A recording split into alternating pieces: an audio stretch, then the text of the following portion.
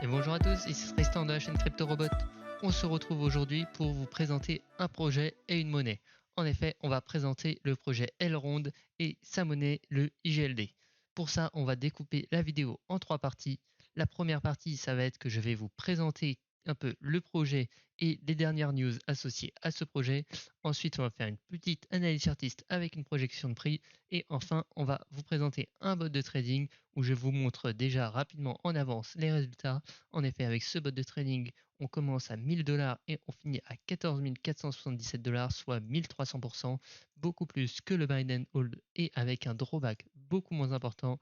C'est pour vous dire de rester vraiment jusqu'à la fin de la vidéo si vous voulez avoir toutes ces informations et comment marche ce bot de trading. Allez, je vous souhaite une bonne vidéo. Alors, pour le présenter, l'IGLD se veut être un écosystème. Donc, vous avez ici, par exemple, toute une liste de leurs partenaires actuellement. Ils sont notamment avec un gros partenariat avec Binance qu'on peut voir assez souvent. Ensuite, pour vous présenter rapidement cette image, c'est une image qu'on a beaucoup vue à un certain moment. L'IGLD s'est renommé afin qu'il puisse ressembler au Gold. Et il veut se comparer au Gold, notamment au niveau de garder une valeur et que l'on ne puisse pas en imprimer. En effet, si on regarde rapidement sur CoinGecko le IGLD qui est actuellement 52e dans le rang des cryptos, on peut voir qu'il a déjà pratiquement déployer tous ces tokens.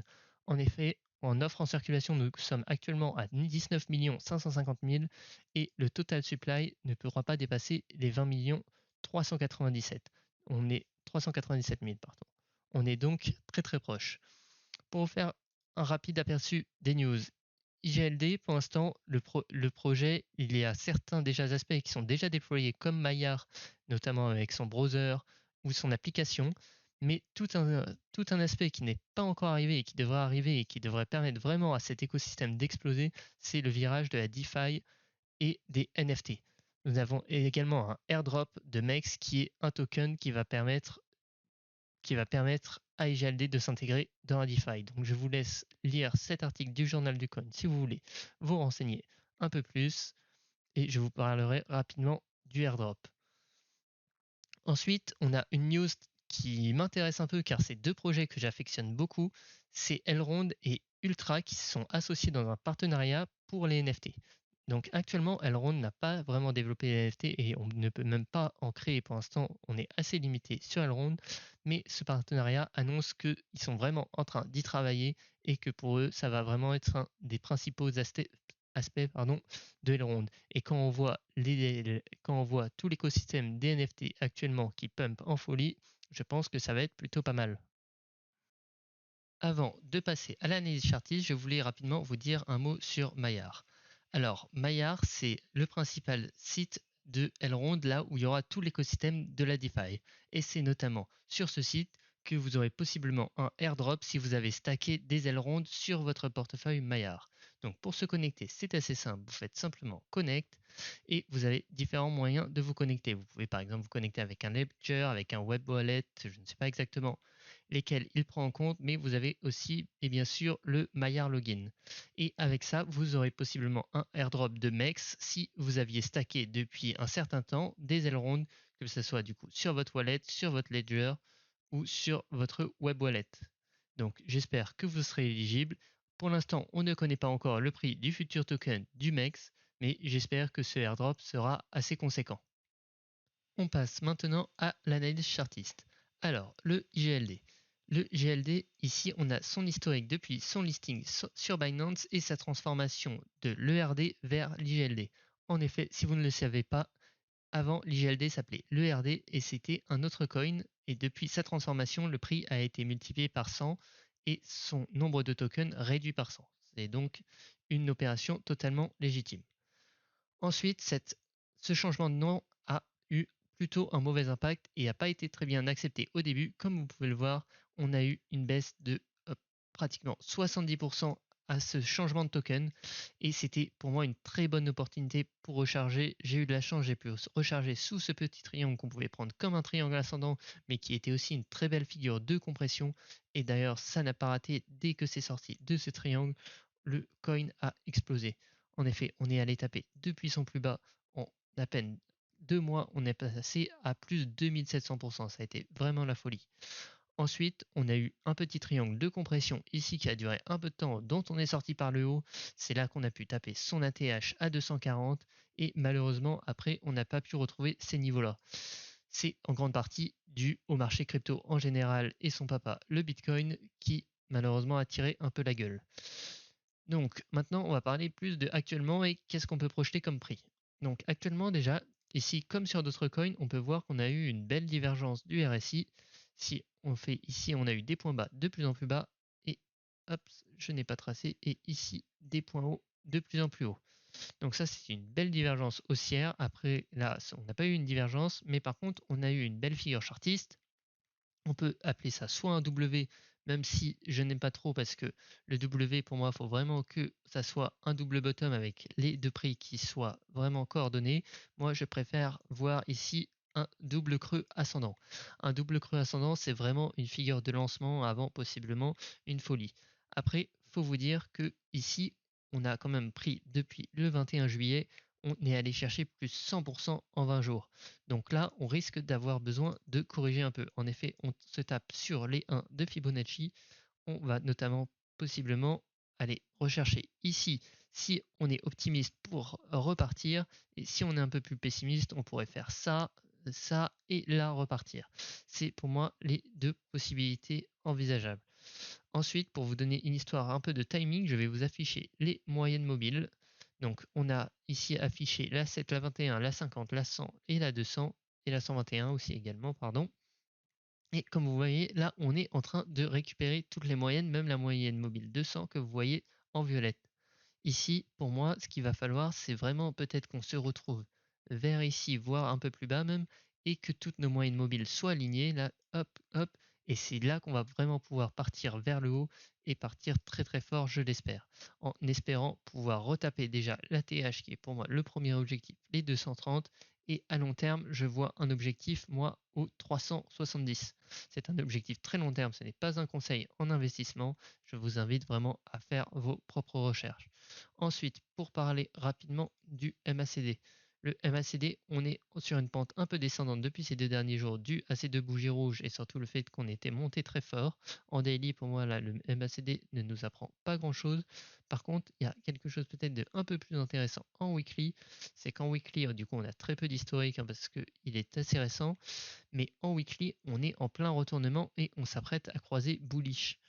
Donc c'est peut-être une bonne nouvelle pour les semaines qui arrivent et pour ma projection de prix que je vous ai donnée autour des 400 $. Alors, on se retrouve pour l'analyse de notre bot de trading sur IGLD. Sur IGLD, on a choisi un bot de trading en time 15 minutes. Donc toutes les 15 minutes, notre bot va analyser s'il doit faire une action ou non. Donc on commence de 2020 en septembre, donc depuis son listing sur Binance jusqu'à aujourd'hui, ça fait une période d'un peu moins d'un an. On commence théoriquement avec 1000 $ et avec ce bot, on aurait fini à 14 457 $, frais compris, soit une performance de 1300%, alors que le cours n'a fait que, entre guillemets, plus 420%, ce qui nous fait une performance d'à peu près 3 fois mieux que le marché. Donc pour notre ratio gain-perte. Notre ratio gain-perte, comme vous le voyez, d'apparence semble très mauvais car on a 96 bons trades pour 235 mauvais trades. Mais toujours pareil, le trade positif moyen n'est vraiment pas comparable au trade négatif moyen. En effet, on fait plus 8% de moyenne par trade alors qu'on fait moins 1,5% de moyenne par trade négatif. Donc vous avez aussi les infos du pire trade et du meilleur trade. Et une info très très importante, et je vais la mettre en relation avec le cours du IGLD, c'est le drawback. En effet, comme vous voyez, on a un drawback de 31% au maximum, soit si je reprends en daily, si vous regardez à peu près le drawback qu'on a pu avoir sur le buy and hold, on a eu du moins 77%.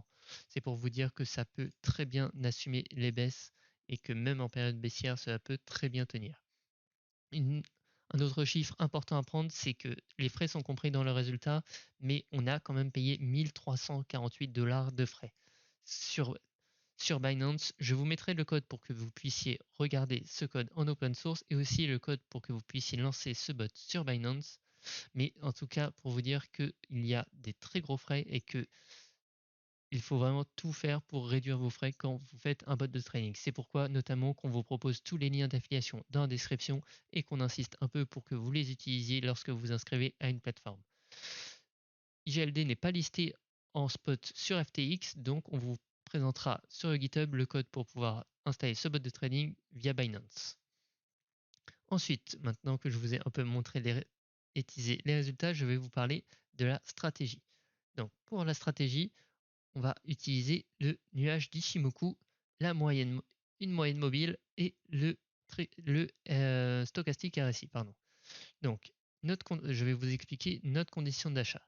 Notre condition d'achat, elle se déroule quand le cours est au-dessus de sa moyenne mobile exponentielle 50, donc vous la voyez en bleu, quand on est au-dessus du nuage, donc que ça soit de la SSA ou de la SSB, et il faut aussi, la dernière condition, c'est qu'il ne faut pas que le stock RSI soit en surachat. Par exemple, si on remonte un peu, vous pouvez voir notre dernier trade. Par exemple, notre dernier trade, ça a été, on a acheté sur la bougie rouge ici, car on n'était plus en surachat sur le stock RSI au-dessus de la moyenne mobile 50, et on a revendu sur la bougie bleue ici.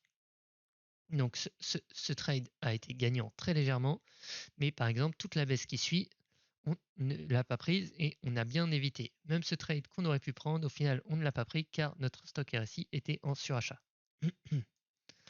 Ensuite, si l'on remonte un peu, le dernier trade qu'on a fait, lui par exemple, était bien meilleur. On a acheté à la sortie de ce nuage, on a acheté sur la bougie rouge et on a pu surfer la vague jusqu'à la rentrée dans le nuage autour d'ici. Donc on a fait un petit trade de 13% sur du 15 minutes, c'est vraiment très bon. Et on peut remonter ainsi de suite. Là, on a eu un trade qui était moyen, qui je pense était un peu positif, mais très légèrement. Alors là, il peut se passer, voilà, comme ici, de temps en temps, je pense, des trades qui sont perdants. Comme on l'a vu dans le backtest, on a fait plus de mauvais trades que de bons trades. Mais en général, lorsqu'on fait des bons trades, c'est des trades qui durent assez longtemps comme ça et on arrive à vraiment prendre toute la montée. Regardez-moi tous ces trades-là. Vraiment, là, ce trade-là aussi, par exemple, est vraiment très bon. Je pense on est aux alentours, si on fait le pourcentage de 10%. Donc c'est vraiment, vraiment très bon. Pour vous parler un peu, les paramètres sont un peu adaptés. En effet, on a fait une optimisation. Vous voyez un peu ce graphique pour essayer de trouver les meilleurs paramètres à utiliser. Et je vous les montre en direct sur le Ishimoku par exemple. Pour le Ishimoku, on a pris 3,38,46 avec un déplacement de 48. Donc c'est les meilleurs paramètres qu'on a trouvé pour ce coin et pour ce mode de trading. Tous les codes sont open source, donc si vous ne croyez pas les résultats, n'hésitez pas à aller les voir et possiblement à installer le bot de trading si ce bot vous plaît. Et c'est la fin de la vidéo sur l'écosystème Elrond. J'espère qu'elle vous aura plu, j'espère que vous aurez appris des choses, que ce soit via l'analyse chartiste ou via le bot de trading. Si vous souhaitez l'installer ou vérifier les résultats, tous les codes sont dans la description. N'hésitez pas à utiliser nos liens d'affiliation si vous vous inscrivez vers des plateformes. Et enfin, le plus important peut-être, abonnez-vous à la chaîne si les vidéos vous plaisent et n'hésitez pas à aller check les autres vidéos, notamment sur ce qui est les bots de trading. Ça, je pense que cela peut vraiment vous plaire. C'était Tristan de la chaîne CryptoRobot et je vous souhaite une bonne fin de journée. Salut tout le monde.